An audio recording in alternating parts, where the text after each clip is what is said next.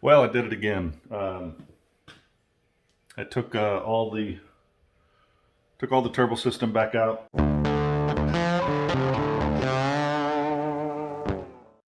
Had every intention of filming it, guys, and just, you know how it is. You get started and you end up not looking back up. And it wasn't until I got the last piece out that I realized that I had never set up a camera.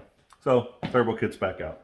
Not really that big a deal. I mean, what y'all want to see is the finished product, right? Y'all want to see it going back together. So what I have to do today is I want to get all of these parts cleaned and ready for paint, because I'm going to do the VHT extreme temp paint on it.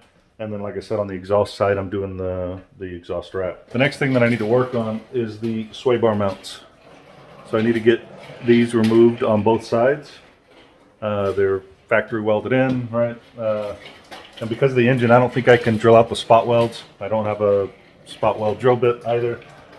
So I'm just going to kind of mess with the tools that I've got. I've got a grinder, sawzall, drill. I'm going to try and drill out the spot welds with just a plain drill and see if that can work. Grind what I have to grind, and see if I can get them out. So that's what I'm going to work on right now. I did drill out a couple of the spot welds, but let me show you. Well, I am making some headway. It's I'm still going to have to saw this side off anyway, because I can't get a drill in there, and I'm obviously not pulling the motor again. So I'm going to take the sawzall and just cut straight down this side, and then probably still drill out the welds on the bottom so I can take that plate off the bottom, but this face on this side I'm going to have to grind. So get started on that.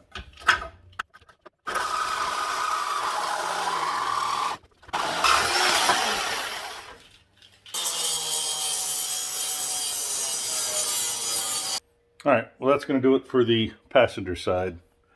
I was able to get all of this bracket off with the exception of this last bit, because I can't get to these back spot welds. So, and I tried, as you can see, I tried cutting into the spot welds, but that wasn't really doing much either. So I figured I'll just cut them flat and then leave these plates on here.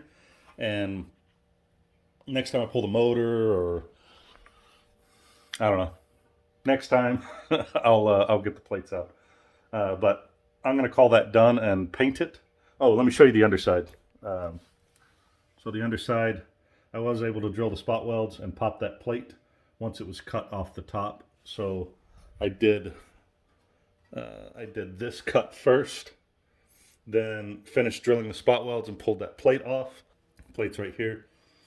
And then I had to go back with a cutting wheel on my right angle grinder to cut the remainder of that off, and then I used the grinder to grind them smooth. I'm gonna do the same thing over here. I've got a little bit more room over here, but I still don't think it's enough to draw out the spot weld. So I think I'm gonna go with the same style that I just did. I just have to watch out for that clutch cable over there on that side.